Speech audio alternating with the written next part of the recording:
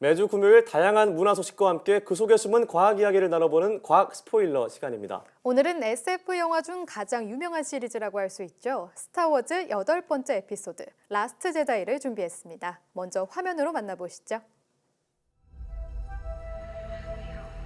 Light.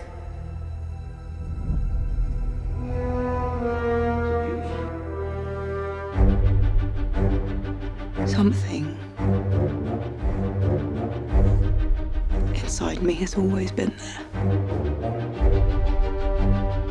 But now it's awake. And I need help.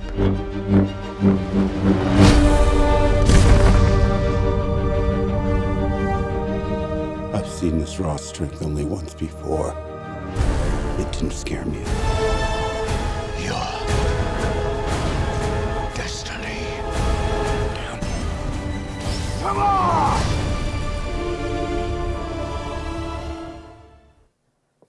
네, 오늘도 양회영 기자와 함께하겠습니다. 안녕하세요. 네, 안녕하세요. 네, 오늘 영화 1977년부터 시작해서 전 세계에 많은 팬을 보유하고 있는 스타워즈를 준비하셨군요. 네. 양 기자는 원래 스타워즈의 팬이셨나요? 네, 아니 뭐 사실은 솔직히 네. 말하면 저는 스타워즈 시리즈를 영화를 제대로 본 게 사실 이번이 처음입니다. 그러면 이번에 어떻게 해서 스타워즈를 선택하게 된 거죠? 네, 이 아무래도 스타워즈라는 영화가 가지고 있는 이미지가 저희 과학 스포일러 코너와 굉장히 잘 어울리는 영화잖아요. 네. 그렇고 이제 사실 저처럼 스타워즈를 잘 모르고 또 막연한 선입견이 있는 사람들도 이 스타워즈 중간 시리즈의 중간을 잘 볼 수 있을지 또 어떤 영화이기에 SF 전설로 불리는지 이런 것들을 좀 확인해보고 싶어서 네. 영화를 봤고요. 영화를 보고 나니까 왜 스타워즈에 사람들이 열광을 하는지 조금은 좀 이해할 수 있겠더라고요. 네, 선택 이유가 마음에 드네요. 왜냐면 저도 그런 사람 중 한 명이거든요. 네. 워낙 유명해서 대표적인 등장인물 정도는 알지만 사실 긴 시리즈로 구성되어 있다 보니 아직 선뜻 보지를 못했어요. 네, 저도 우주 영화를 굉장히 좋아해서 언제 보지라는 생각을 했었는데 네. 양 기자는 시리즈를 다 보지 않고 이번 영화를 보신 거잖아요. 네, 그쵸. 어땠나요? 네, 우선은 영화는 재밌었습니다. 뭐 생각보다 네. 선입견을 내려놓으니까 영화가 네. 재밌더라고요.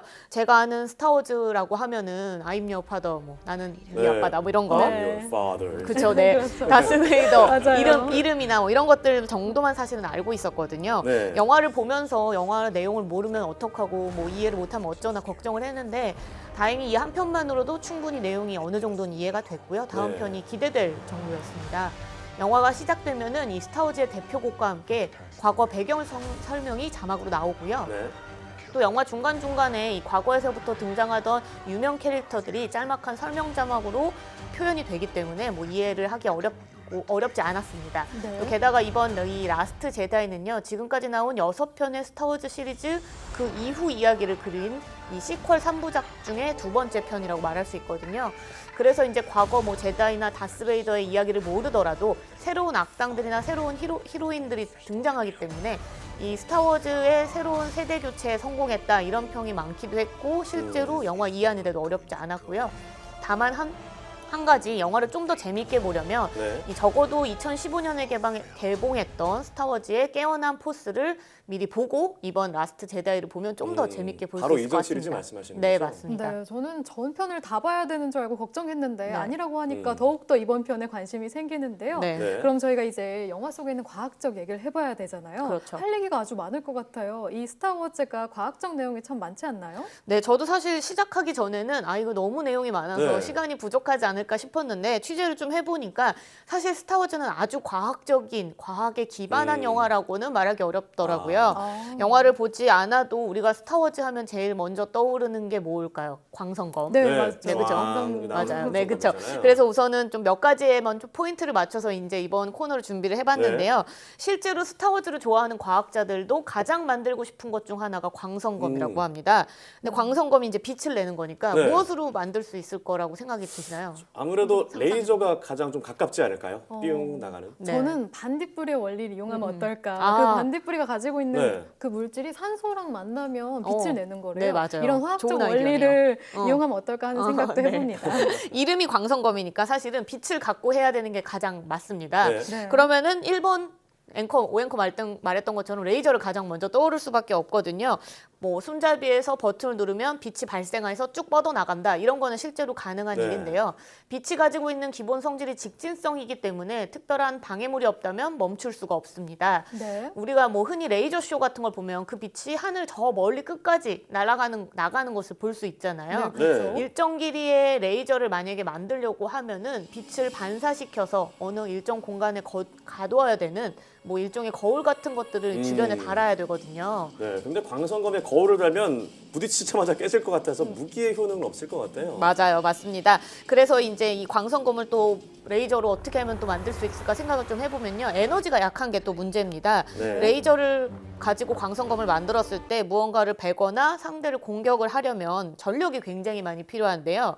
우리가 손에 들 수 있는 레이저를 생각해보면 레이저 포인트가 가장 쉬운데 네네. 레이저 포인트가 손에 맞거나 몸에 맞는다고 해서 아플까요? 전혀 그렇지 않죠. 느낌이 없죠. 네, 맞아요. 이 빛이라는 게 상호작용을 하지 않는 입자로 이루어져 있기 때문에 빛은 그냥 지나가면 통과를 해요. 그래서 만약에 두 광선검이 영화 속에서처럼 부딪히려면 부딪히는 게 아니라 그냥 통과해버리죠. 네. 그리고 레이저를 만약에 무기로 사용하려면 전력이 많이 필요하다고 아까 이야기를 했는데 그러려면 크기를 굉장히 키워야 합니다. 그래서 뭐 현실에서는 휴대용 광선검이 아니라 레이저를 활용한 레이저 빔, 전투기나 뭐 함선 이런 것들을 좀 개발을 하고 있습니다. 네, 역시 현실화하기엔 어려운 점이 좀 많네요. 네. 그렇다면 이 광선검은 정말 영화 속에서만 등장하는 무기일까요? 네, 그래서 이제 뭐 일부 과학자들은 계속 만들고 싶기 때문에 레이저가 네. 아닌 다른 것을 이용해 보면 어떨까 해서 생각해낸 아이디어가 네. 플라즈마를 이용하는 거라고 합니다. 네. 네, 이 플라즈마라는 거는요, 높은 온도에서 전자가 분리되면서 아주 강력한 전기를 방출하는데 만들어지는 거거든요. 네. 뭐 우리 지구 현상에서는 오로라나 번개가 대표적인 플라즈마 현상입니다.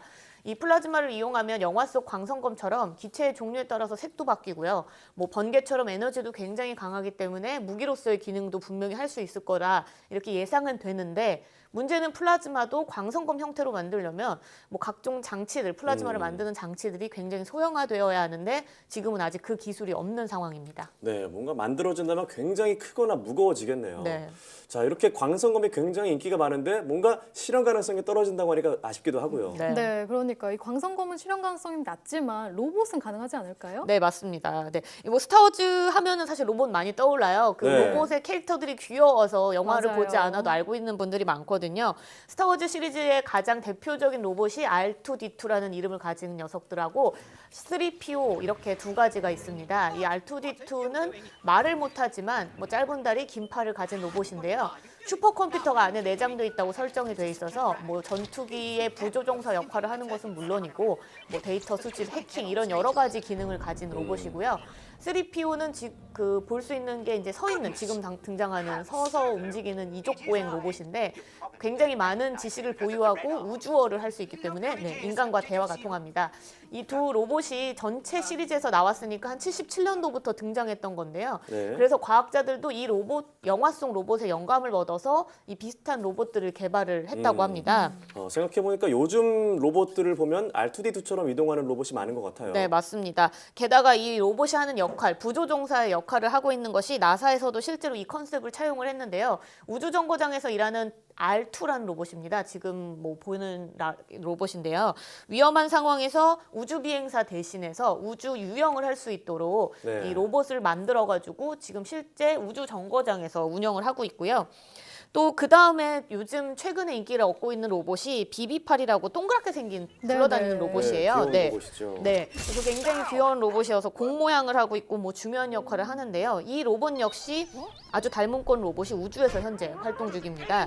일본 우주항공연구개발기구 작사라고 부르는 기구에서 개발한 건데요. 공 모양의 카메라 드론입니다. 지금 보시는 건데 네. 인트볼이라는 이름이에요. 카메라가 탑재되어 있기 때문에 ISS 그 국제 우주정거장 내부를 확인하는데 촬영하고 확인하는 임무를 현재 수행을 하고 있다고 합니다. 네, 앞서 양 기자가 영화 속 장면들이 과학적 고증은 좀 부족하다고 했는데 네. 그래도 SF의 전설답게 실제 과학기술 발전에 많은 영향을 미친 것 같네요. 네, 그럼 이쯤에서 영화 스타워즈 라스트 제다이의 과학 팩트 점수는 몇 점인지 화면으로 함께 보시죠. 영화 스타워즈 라스트 제다이 그들의 새로운 시작이 더 기대된다. 과학 팩트 별점 3개입니다. 네, 오늘 스타워즈 마지막 제다이에 담긴 과학 이야기를 나눠봤는데요. 자, 깨어난 포스를 보고 이 영화를 꼭 보도록 하겠습니다. 네. 오늘 말씀 고맙습니다.